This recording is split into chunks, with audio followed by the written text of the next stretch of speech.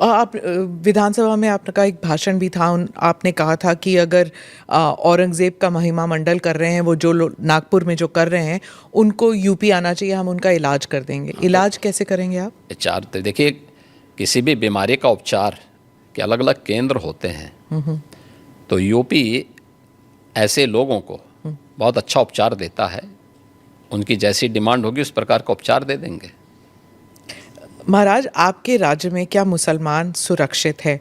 क्योंकि आए दिन सनातन की बात होती है। आप योगी हैं, मुख्यमंत्री हैं, महाराज हैं, क्या हैं आप फिर? मैं एक सामान्य नागरिक हूँ, उत्तर प्रदेश का एक नागरिक हूँ, और एक नागरिक में एक योगी हूँ जो सबके सुख और सबके निरोगता की कामना करता है, सबका साथ और सबके विकास के मंत्र पर विश्वास करता है, और उसी भाव के साथ हम लोग कार्य भी करते हैं।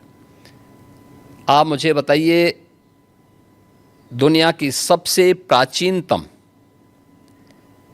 धर्म और संस्कृति है सनातन धर्म। उसके नाम से ही आप अंदाज़ा लगा सकते हैं।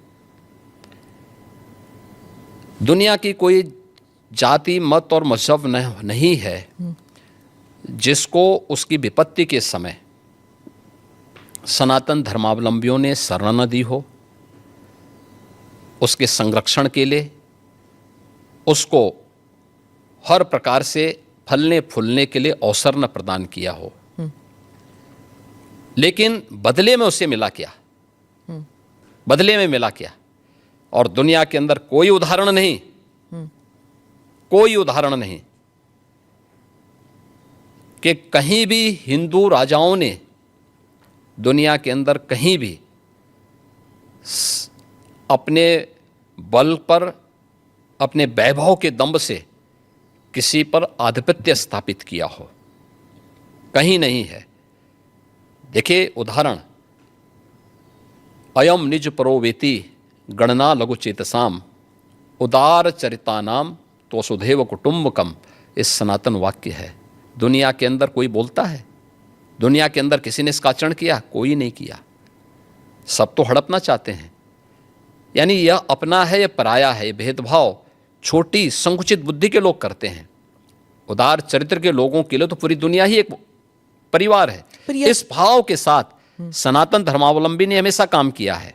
और आज भी उदाहरण देखने को मिल सकता है कि 100 हिंदू परिवारों के बीच में, 100 हिंदू परिवारों के बीच में एक मुस्लिम परिवार सबसे सुरक्षित रहता है।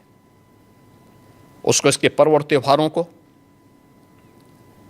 उसको अपने सभी मजहबी कर्मों को करने के लिए, या जिस मत और मजहब या संप्रदाय या सेक्ट का अनुयायी होगा उसको उस परंपरा के अनुसार अपने सारे धार्मिक मान्यताओं या उपासना विधि को पूरी स्वतंत्रता होती है। लेकिन मैं कहता हूं 100 परिवारों के बीच में, एक हिंदू की बात तो दूर करिए, 100 मुस्लिम परिवारों के बीच में 50 हिंदू सुरक्षित रह सकता है क्या? नहीं रह सकता। अब बांग्लादेश आपके सामने उदाहरण है, इससे पहले पाकिस्तान उदाहरण था, अफगानिस्तान में क्या हुआ था। ये चीजें दिखाती हैं, और होशियारी यही है कि कहीं धुआं उड़ रहा हो या किसी को ठोकर लग रही हो तो हमें ठोकर लगे इससे पहले हम संभल जाएं। तो वही संभलने के लिए बोला जाता है। हम तो सबके बीच सबको समान भाव से देख रहे हैं। उत्तर प्रदेश में मुसलमान सबसे ज़्यादा सुरक्षित है, सबसे ज़्यादा सुरक्षित है।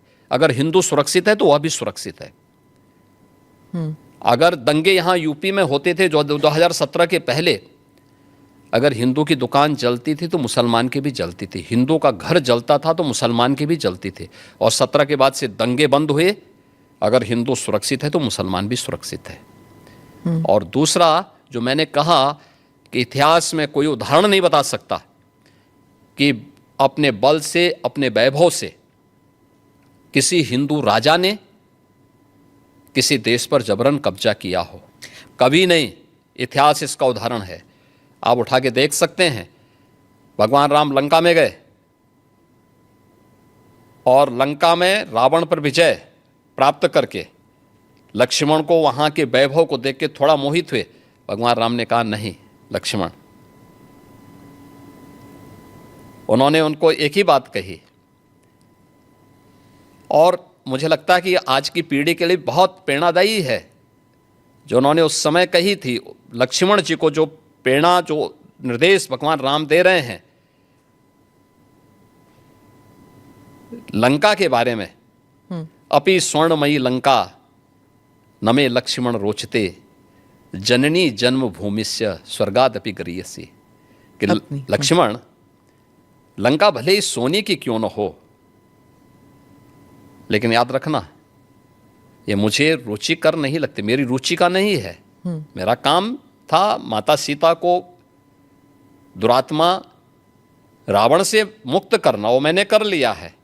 अब हमें यहाँ से निकलना है, क्योंकि जिस माँ ने जन्म दिया है और जहाँ हमने जन्म लिया है उससे बढ़कर के दूसरा कोई भी, स्वर्ग से बढ़कर के उपभोग दूसरा हो ही नहीं सकता, इससे बढ़कर के उपभोग हो ही नहीं सकता है, चाहे वो स्वर्ग ही क्यों ना हो। और इसलिए हम यहाँ नहीं करेंगे। ये उदाहरण मैं इसलिए दे रहा हूँ जिसलिए जो सनातन धर्म पर प्रहार करते हैं उनकी आंखें खुलें, वो देखें। उदाहरण हमारे सामने पर्याप्त हैं और ऐसे अनेक उदाहरण आपको समय समय पर मिलेंगे।